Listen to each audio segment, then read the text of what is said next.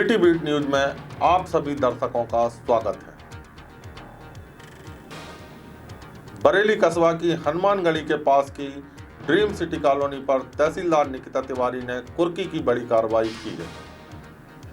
तहसीलदार निकिता तिवारी ने बताया कि वर्ष 2012 एवं 13 से अभी तक 11,01,930 रुपये की राशि का राजस्व कॉलोनी के ऊपर बकाया है। भूस्वामी को नोटिस के द्वारा जानकारी देने के बाद भी भूस्वामी ने कर जमा नहीं किया है, जिसके कारण यह कुर्की की कार्रवाई की गई है।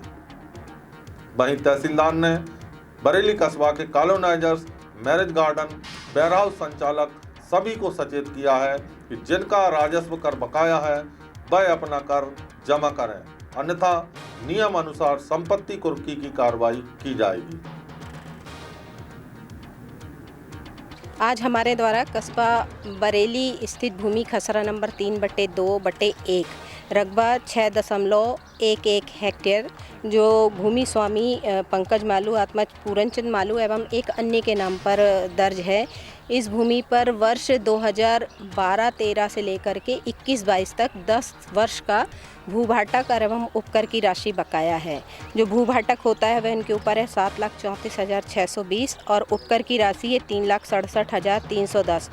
कुल राशि 11,01,930 रुपये की बकाया राशि थी। इस संबंध में हमने बकायादार को पूर्व में जो पीठासीन अधिकारी थे उन्होंने भी इनको मांग सूचना पत्र दिया और पटवारी के द्वारा राजस्व अधिकारियों के द्वारा उनसे दूरभाष पर संपर्क भी किया गया और बकाया राशि जमा करने के लिए कहा गया, किंतु मांग सूचना पत्र प्राप्ति उपरांत उनके द्वारा राशि जमा नहीं की गई। 7 तारीख को मैंने जब पदभार ग्रहण किया, इसके पश्चात मैंने उन्हें पुनः मांग सूचना पत्र जारी किया और उनके अंतिम ज्ञात स्थल जो कि ड्रीम सिटी के नाम से है, उसमें वहां पर उसके बोर्ड जो गेट है उस पर हमने सूचना पत्र चस्पा किया। साथ ही उनको व्हाट्सएप पर सूचना पत्र प्रेषित किया, लेकिन उनके द्वारा किसी प्रकार से रिस्पॉन्ड नहीं किया गया। उनको स्पष्ट रूप से मांग सूचना पत्र में निर्देशित किया गया था कि अगर 12 तारीख को वो बकाया राशि जमा नहीं करेंगे तो कुर्की की कार्रवाई की जाएगी। आज ही हमने पटवारी से बकायादार की चल अचल संपत्ति की जानकारी ली, जिसमें पटवारी द्वारा हमें उनकी अचल संपत्ति की जानकारी दी, जिसकी आज हमने कुर्की की कार्रवाई यहाँ पर की है। बरेली में और भी कॉलोनियाँ हैं। हाँ, हम उसको देख रहे हैं। जो भी बकाया जिन भी लोगों के ऊपर है, चाहे वो कॉलोनी हो, चाहे वो मैरिज गार्डन हो या फिर वेयर हाउस हो, शासन की मंशा ये है कि जो भी बकाया राशि है उसकी वसूली की जाएगी और बकाया राशि अगर विगत वर्षों से नहीं दी है तो उनके ऊपर 12% का जो है शास्ति भी लगाई जाएगी। मैम, बरेली में कृषि भूमि पर कॉलोनी की प्लॉटिंग की अनुमति आकर शासन द्वारा दी गई है, जिन पे बरेली में कई जगह कॉलोनी भी कटी है, सब कॉलोनी पर क्या कार्रवाई होगी? इस संबंध में पूर्व में भी जो अवैध कॉलोनियाँ थीं उनके प्रकरण हमारे द्वारा तैयार कराए गए हैं राजस्व अधिकारियों के द्वारा, और यदि ऐसा कोई मेरे संज्ञान में आएगा, यदि कहीं पर कृषि भूमि पर प्लॉटिंग की हो रही है तो हम उस संबंध में शीघ्र ही अवैध कॉलोनी का प्रकरण बना करके वरिष्ठ अधिकारियों को प्रेषित करेंगे और उन पर विधिवत कार्रवाई करेंगे। आंगनवाड़ी कार्यकर्ताओं और सहायिका अपनी नियमितीकरण की मांग को लेकर 10 मार्च से हड़ताल पर हैं। तहसील प्रांगण के सामने धरना प्रदर्शन जारी है। वहीं क्षेत्रीय विधायक देवेंद्र पटेल ने भी उनकी मांगों का समर्थन कर विधानसभा में ध्यान आकर्षण के माध्यम से सरकार के समक्ष रखने का आश्वासन दिया है और उनकी लड़ाई में पूरा सहयोग देने की बात कही है। कार्यकर्ताओं का कहना है कि इतने कम रुपयों में उनका परिवार चलाना संभव नहीं है, इसलिए उन्हें नियमित किया जाए और सरकार अगर उनकी बात पर ध्यान नहीं देती है तो वह उग्र आंदोलन की ओर अग्रसर होंगी। सरकार की बात नहीं करना, चाहे वो किसी की भी सरकार हो, लेकिन आज हक की लड़ाई है। आज नारी शक्ति के लिए 10,000 रुपए 5,000 रुपए मिल रहे हैं, जो कि 24 घंटे मेहनत करती है। अगर 12 बजे भी किसी के घर में परेशानी हो जाती है, डिलीवरी हो जाती है और कोई परेशानी हो जाती है तो आप लोग उपस्थित हो जाते हैं।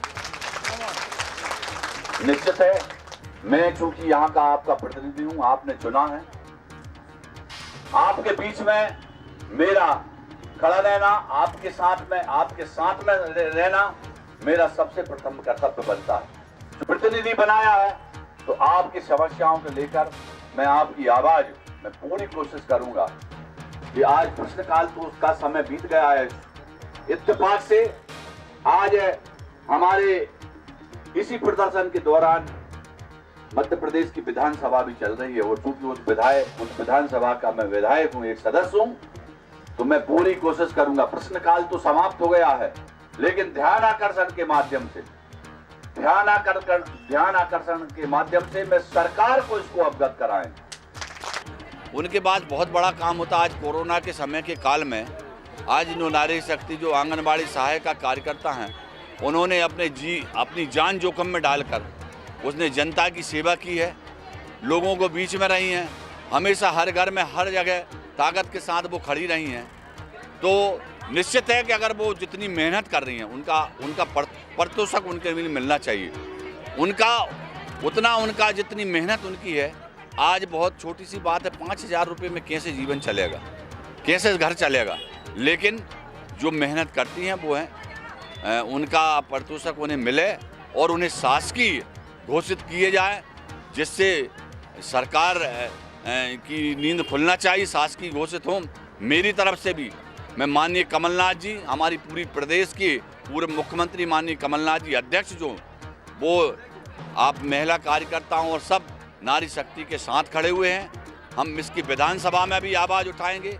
मैं चूँकि प्रश्नकाल तो समाप्त हो चुका है, लेकिन ध्यानाकर्षण के माध्यम से मैं सोमवार को से हमारी 25 तारीख को विधानसभा है, जब भी ध्यानाकर्षण लगेगा 25 तारीख के बीच में हम उसके माध्यम से इनकी आवाज़ उसे मध्य प्रदेश की विधानसभा में उठाएंगे और निश्चित है कि हम पूरी कांग्रेस के साथ और मैं खुद इसके लिए और इनकी ताकत के लिए हम सरकार से लड़ेंगे और सरकार को इसमें अवगत कराएंगे।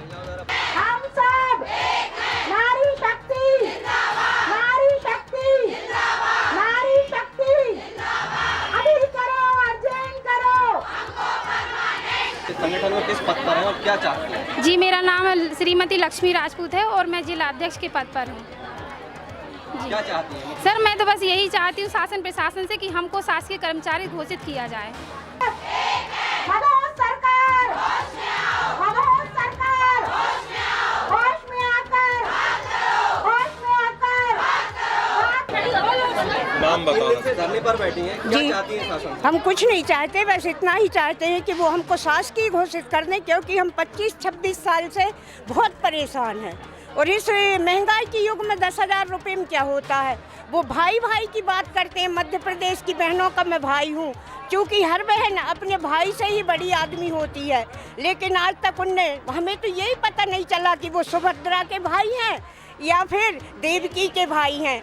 वो अगर वो कहते हैं कि भाई हैं तो अपना भाई का पद निभाएं, वो भगवान करे तो वो और राजा बने, हम उनको आशीर्वाद देते हैं, लेकिन विजयी भव का आशीर्वाद तो अब हम नहीं दे पाएंगे, क्योंकि उनने हमारे साथ बहुत बड़ा अन्याय किया है। तहसील के किसान भवन में होली, रंग पंचमी और सब बारात के त्यौहार को लेकर बरेली प्रशासन द्वारा शांति समिति की बैठक आयोजित की गई। बैठक में हिंदू उत्सव समिति की ओर से राधेश्याम पालीवाल ने होली का पर्व, रंग पंचमी और 2 अप्रैल से चैत्र नवरात्र के बारे में प्रशासनिक अधिकारियों को अवगत कराया। हिंदू उत्सव समिति के द्वारा रामलीला मैदान में नवनिर्मित मंदिर में श्री राम दरबार की स्थापना और राम कथा के आयोजन के बारे में एसडीएम, तहसीलदार, एसडीओपी, थाना प्रभारी को कार्यक्रम के बारे में हिंदू उत्सव समिति के अध्यक्ष दुर्गा धाड़कड़ ने जानकारी दी और प्रशासन से आयोजन में सहयोग करने की बात रखी। वहीं मुस्लिम समुदाय से नागरिकों ने सब बारात में प्रशासन की ओर से किए जाने वाले इंतजाम के बारे में बताया। एसडीएम प्रमोद गुर्जर, तहसीलदार निकिता तिवारी ने आने वाले त्योहारों की शुभकामनाएं देते हुए सभी से सौहार्द और भाईचारे के साथ मिलजुल कर त्योहार मनाने की अपील की। बैठक में एसडीएम प्रमोद गुर्जर, तहसीलदार निकिता तिवारी, सीएमओ पीके चावला, पुलिस अधिकारी के साथ नगर के गणमान्य नागरिक उपस्थित रहे। बरेली नगर में प्रति वर्ष अनुसार इस वर्ष भी प्राचीन सिद्ध नरसिंह टेकरी हनुमान मंदिर समिति द्वारा साप्ताहिक संगीतमय श्री राम कथा महोत्सव का आयोजन 10 मार्च 2022 से 16 मार्च 2022 तक किया जा रहा है। राम कथा महोत्सव के प्रथम दिवस विशाल शोभा यात्रा संकट मोचन हनुमान मंदिर से निकलकर नरसिंह टेकरी मंदिर पहुंची। यात्रा का जगह जगह नगर के लोगों ने पुष्प वर्षा और स्वागत कर कथावाचक महंत डॉक्टर प्रज्ञा भारती जी से आशीर्वाद प्राप्त किया।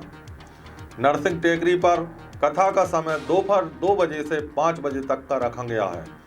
आयोजन समिति ने सभी धर्म प्रेमी बंधुओं से कथा श्रवण करने का आग्रह किया है।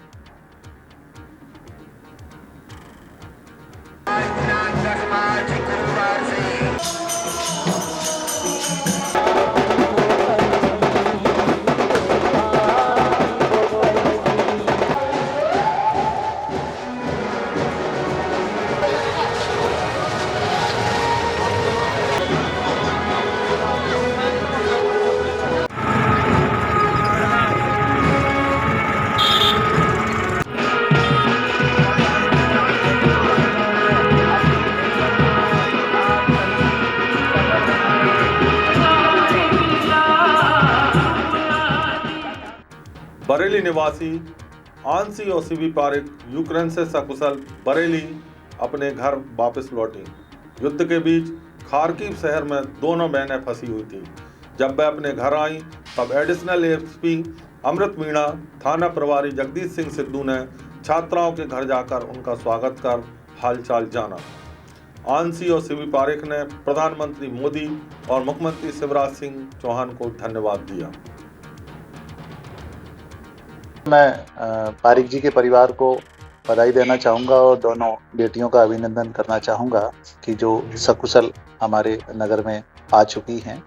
और पारिक जी से भी और उनकी श्रीमती से मेरी बात हुई है, वो इस बात के लिए भारत सरकार और मध्य प्रदेश सरकार का धन्यवाद कर रहे हैं, बार बार प्रशासन का भी आभार व्यक्त कर रहे हैं। एक्चुअली 1 सप्ताह पहले हमें शासन से ये निर्देश प्राप्त हुए थे कि जिन परिवारों के बच्चे बाहर विशेष रूप से यूक्रेन में मौजूद हैं उनसे संपर्क स्थापित किया जाए और उन्हें ये बताया जाए कि सरकार उन्हें सकुशल वापस लाने के लिए क्या क्या प्रयास कर रही है। तभी से हमारे एसडीओपी साहब, टीआई साहब, एसडीएम साहब, तहसीलदार साहब इनके संपर्क में थे और इनको लगातार इस बात का आश्वासन दिया जा रहा था कि उन्हें धैर्य रखने की आवश्यकता है, शीघ्र ही उनके बच्चे सकुशल वापस आएंगे। परसों दोनों बहनें यहाँ वापस आ चुकी है। आज मैंने उनसे बात की, उनके कई प्रकार के अनुभव हैं, लेकिन ओवरऑल उन्होंने यही कहा है कि सरकारों ने बहुत अच्छा प्रयास किया। विशेष रूप से हमारे देश की वहाँ जो प्रतिष्ठा है वो बहुत ही पॉजिटिव है। वहाँ के लोगों में हमारे देश की बड़ी आस्था है।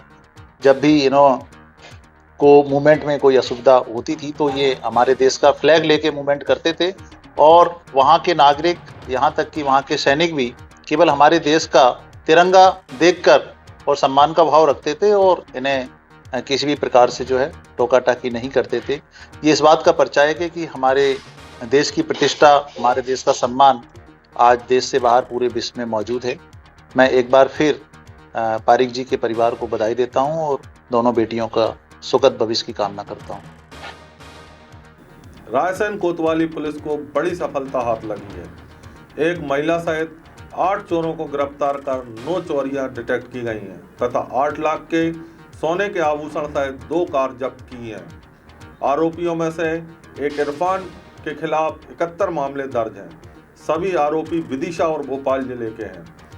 चोर विवाह की तारीखों में कार पर विवाह का स्टिकर लगाकर चोरियों को अंजाम देते थे, जिससे इन पर कोई शक नहीं करता था।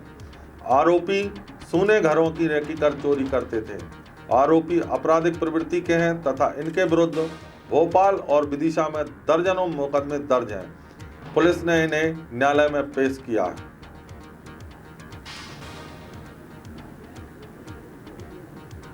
थाना कोतवाली क्षेत्र में विगत कुछ समय से हुई चोरियों के लिए एसपी साहब, एडिशनल एसपी साहब के मार्गदर्शन में टीम गठित की गई थी, जिसमें टीआई साहब की पूरी टीम थी।